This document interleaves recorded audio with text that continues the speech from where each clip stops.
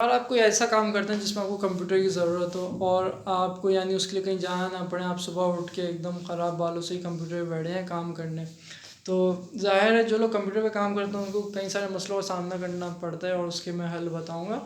मेरे साथ भी ऐसा हुआ था कि पहले मैं जैसे मैंने प्रोजेक्ट 10 तारीख को करना है, कोई किसी प्रोजेक्ट में मैं काम कर रहा हूँ पर्सनल या किसी क्लाइंट के लिए या किसी के लिए भी। अब 10 तारीख से पहले मुझे करना है तो मैं 15 को जाके कर रहा था, 20 तारीख तक पहुंच जा रहा था, यानी वक्त पे काम नहीं हो रहा था, डेडलाइन में मिस कर रहा था। तो मैंने काफ़ी गौर किया इस पर कि डेडलाइन मिस क्यों हो रही है। तो पहली वजह जो मेरे सामने आई वो थी बार बार लाइट चले जाना या नेट सही काम नहीं करना। यानी मैंने इतने नेट अच्छे बदलवाए हैं नेट हमने ना, लेकिन हर नेट में ये मसला है, काम कर रहे हैं कभी ना कभी चले जाते हैं, हमें पता भी नहीं चलता। और इसी तरह लाइट का भी यही सीन है कि कभी भी चले जाती है और पता भी नहीं चलता। मेरे ख्याल से मैंने लाइट का स्विच बंद किया था। मैं फजूल में ना हर वीडियो में मैं ठंडी करनी पड़ती है, यानी सुना है हमने अटेंशन स्पैन ख़राब होता है। खैर, तो लाइट चले जाती है और नेट सही नहीं चलता। बाकी और भी कुछ वजूहत हैं, घर के काम। घर वालों को आप बोलें, अगर आप कंप्यूटर पे काम करते हैं, घर वालों को बोलें यार जिस तरह दूसरे भाई को आप लोग थोड़ा मोहलत देते हैं ना, मुझे भी दें। यानी घर वाले सोचते अच्छा ये फ्रीलांसर, अच्छा ये तो घर में कंप्यूटर पे ही होता है ना, चलो इसे हम कोई काम बोल देते हैं, जाओ बिल्लियों का गोश्त लेके आओ या फिर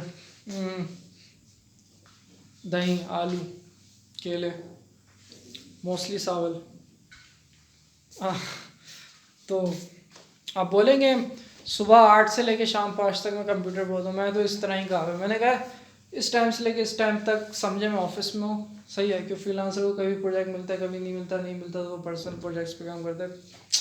वो इस तरह घर वालों को क्या है कि, और अगर आपके लिए मुमकिन है ना तो अपना एक अलग कमरा करवाएं, सही है। मुझे पता है कि ज़ाहिर है घर जिसका छोटा होगा वो तो कमरे निकलवा ही नहीं सकता, लेकिन जिसके लिए मुमकिन है वो अपना एक अलग कमरा ज़रूर करवाएं जहाँ पे उसको डिस्टर्ब ना करने वाला हो। वरना पहले मैं खुले लॉन्च में काम करता था तो कोई भाई आ गया, कोई लोग गुजर रहे हैं आपस में, अब किसी ने वीडियो कॉल कर लिया, ज़ाहिर है किसी वजह से मीटिंग्स अक्सर होती हैं तो आप मुश्किल होती है। तो एक ऐसी जगह घर में ढूंढने जो खामोश हो, जहाँ किसी का आना जाना ज़्यादा ना हो, आप आराम से फोकस कर सके, अपना एक वर्क स्पेस बनाएं।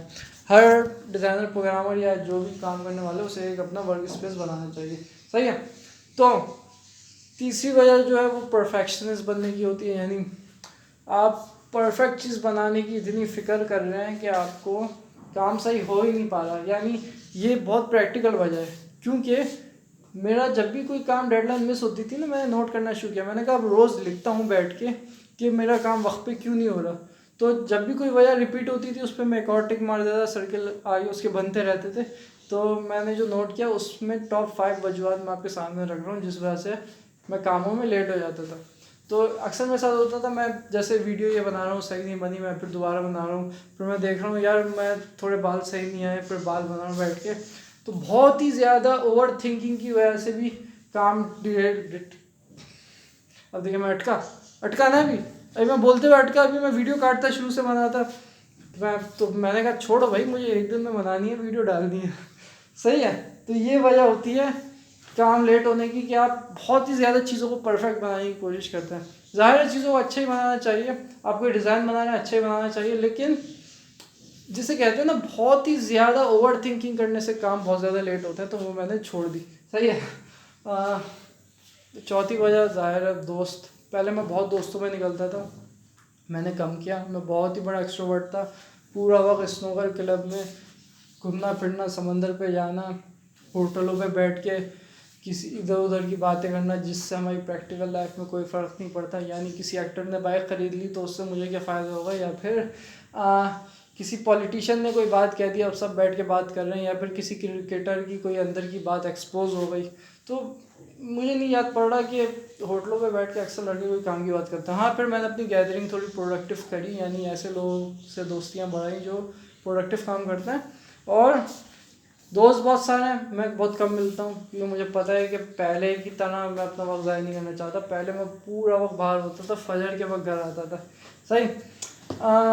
आखिरी वजह ज़्यादा सोना, यानी ज़्यादा सोने की वजह से भी मेरा काम बहुत ज़्यादा लेट हुआ है। यानी रात को पेट भर के खा के थी सोना, वरना आप सुबह उठ नहीं पाएंगे, फजर की नमाज़ निकल जाएगी आपकी, फजर में उठ ही नहीं पाएंगे। तो आपको ये करना है कि वक्त पे सोना है और रात भर नहीं जागना है। मैं रात भर जागता था, मैंने ये नोट किया कि जब मैं दिन में बैठ के काम करता हूँ तो तेज़ होता है, रात में बैठ के काम करता हूँ तो बहुत हल्के होते हैं। रात में जिसम उस तरह एनर्जेटिक नहीं होता है जिस तरह दिन में होता है, क्योंकि रात की नींद में ताकत है, दिन की नींद में ताकत नहीं है।